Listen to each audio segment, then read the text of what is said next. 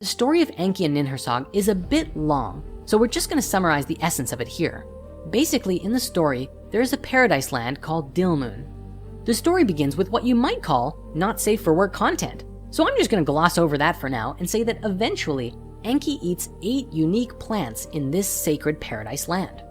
Unfortunately, the goddess Ninhursag considers this act to be a terrible sin. In a way, these are a bit like forbidden plants, and so she causes 8 of Enki's body parts, including one of his ribs, to suffer. Soon, he is on the brink of death. Enlil, along with a magical talking fox who I'm imagining was just adorable, takes up Enki's cause and persuades Ninhursag to relent. Ninhursag returns to Enki and asks him 8 times, "My brother, what part of you hurts you?" And he responds with the various parts of his body that hurts. As Ninhursag heals his body, 8 different deities emerge in the healing process, and the one who emerges in the healing of his rib is the goddess Ninti, whose name means both Lady of the Rib and Lady who makes life.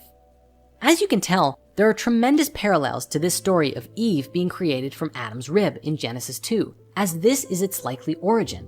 Further, Eve in Hebrew is Hawa, and is most commonly believed to mean living one or source of life.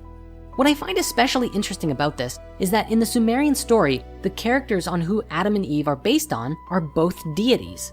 While the name Adam comes from Adamu, the character seems to be based on Enki, and Eve's name relating to life and being born of Adam's rib fully links her with Ninti. Now, the second story I mentioned, the Atra-Hasis, essentially begins as the Enuma Elish ends, with the need for servants for the gods. Instead of Kingu, however, an Anunnaki named Wei Lu, also Lawela, volunteers to be killed for the use of his blood. And his flesh, blood, and intelligence are kneaded into clay by the mother goddess Ninhursag.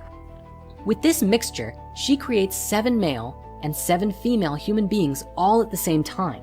These 14 new creatures are exceptionally fertile, and soon there are hundreds and then thousands of people on the earth, all doing the work which once occupied the Anunnaki workers. The story goes on to say that the humans grow very noisy and even obnoxious, and disturb Enlil to the point that he decides to destroy them all. Didn't Apsu and Tiamat have the same challenge with their kids? I guess history truly is doomed to repeat itself, unless we can learn from our past mistakes. Anyways, the significant part of this story is that it says that they produced the men and women at the same time.